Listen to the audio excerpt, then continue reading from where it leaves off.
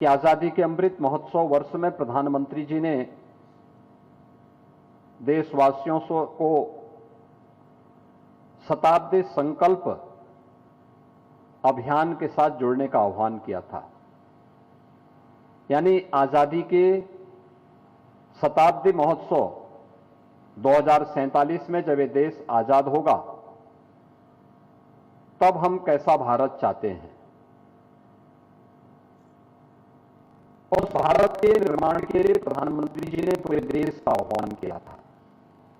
और भारत हम सबके पूर्वजों के संकल्पों का, हमारे वर्तमान के सपनों का और भावी पीढ़ी की आकांक्षाओं की पूर्ति करने वाला भारत हो। वह आत्मनिर्भर भारत होगा, वह विकसित भारत होगा। उस विकसित भारत के निर्माण के लिए हम सबको क्या करना है, इसके लिए प्रधानमंत्री जी ने पंचप्रण और 9 संकल्पों के साथ पूरे देशवासियों को जुड़ने का आह्वान किया था। महत्वपूर्ण ये कि स्वार्थी और विभाजनकारी राजनीति से ऊपर उठ करके हम विकास के इस एजेंडे को अपनी दिनचर्या का हिस्सा बनाएं और इस पर चर्चा प्रचर्चा का केंद्र बिंदु नौजवान हो या बुजुर्ग, एक नौकरी पेशा वाला व्यक्ति हो या एक श्रमिक, एक अन्नदाता किसान हो या व्यापारी, समाज का प्रत्येक तबका, महिला हो या पुरुष, सभी के बीच में यह चर्चा पर चर्चा का विषय बनना चाहिए। और चर्चा पर चर्चा का विषय बनाने के उद्देश्य से ही इस अभियान को पूरे देश के अंदर बनाया गया। हम सबको इस बारे में ध्यान रखना होगा कि भारत विकसित बनेगा तब जब उत्तर प्रदेश विकसित होगा। उत्तर प्रदेश विकसित होगा तब जब गोरखपुर विकसित होगा, एक एक गांव विकसित होगा, एक एक कस्बा विकसित होगा। और विकसित होने की उस परिकल्पना के साथ अपने आप को मानसिक रूप से जोड़ना, उसके अनुरूप स्वयं को बनाना। शिवो भूत्वा स्वयं शिवम यजेत। आपको याद होगी सुविख्यात वैज्ञानिक जगदीश चंद्र बसु की उस वैज्ञानिक खोज के बारे में, जिसके बारे में उन्होंने यह बताया था कि केवल संवेदना केवल मनुष्य में और जीवों में ही नहीं होती, बल्कि अन्य जंतुओं में, वनस्पतियों में भी होती है। उन्होंने एक प्रयोग किया था और दुनिया का ध्यान आकर्षित किया था। उन्होंने कहा था उस समय, क्योंकि पहले लोगों की यह मान्यता थी कि प्राण और संवेदना केवल मनुष्य के अंदर ही है, प्राणियों के अंदर ही है। पेड़ पौधे तो इसी प्रकार से निर्जीव हैं जैसे पत्थर है, पहाड़ है। और इस भाव के साथ दुनिया के वैज्ञानिक, उनकी अपनी अवधारणा हुआ करती थी। उन्होंने कहा नहीं, ऐसा नहीं है। यद्यपि भारत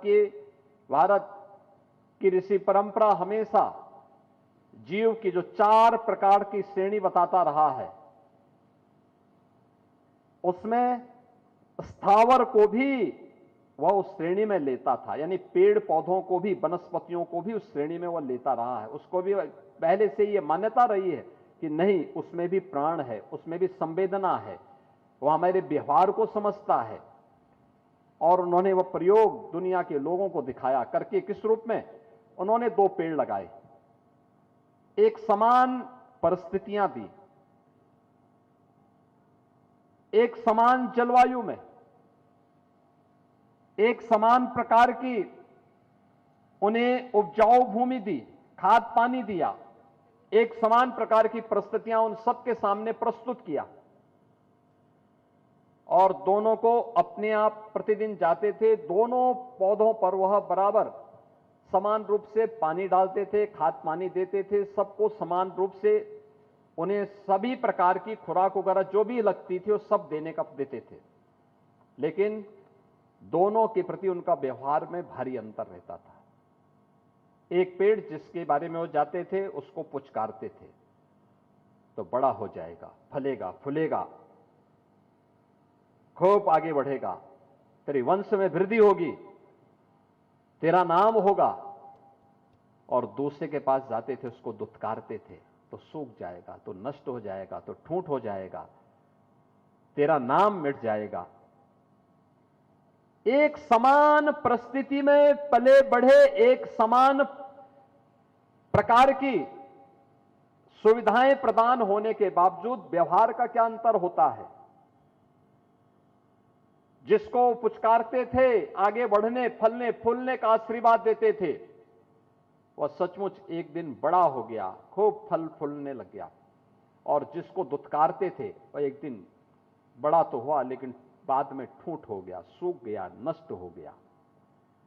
आप सोचिए, जब स्थावर और जंगम वनस्पति के साथ, पेड़ पौधे के साथ यह व्यवहार हो सकता है तो मनुष्य तो ईश्वर की सर्वश्रेष्ठ कृति है। किसी मनुष्य के साथ हम इस प्रकार का व्यवहार कर दें, भारत की गुलामी का एक कारण यह भी रहा है, हमने अपने ही बंधु बांधवों के साथ जो भेदभाव किया, जातीय वैमनस्यता के आधार पर सामाजिक एकता को छिन्न भिन्न किया, उसका दुष्परिणाम सैकड़ों वर्षों तक इस देश को भुगतना पड़ा, हम सबको भुगतना पड़ा। लेकिन भेदभाव समाज ने किया, हमारा समाज विभाजित हुआ, लेकिन गुलामी की मानसिकता पूरे देश को झेलनी पड़ी। पूरा देश उसकी चपेट में आया। और गुलामी की मानसिकता क्या होती है? अपनापन भूल जाती है, अपना वैभव भूल जाती है, अपना गौरव भूल जाती है, अपनी विरासत को विस्मृत कर देती है। यही तो भारत के साथ हुआ, यही भारत के साथ हुआ है। भारत के लोगों ने यह मान लिया कि जो भारत का है वह तो पिछड़ेपन का प्रतीक है, जो भारत का है उसमें दम नहीं है। हम लोगों को मान लिया कि नहीं, संस्कृत की जगह इंग्लिश,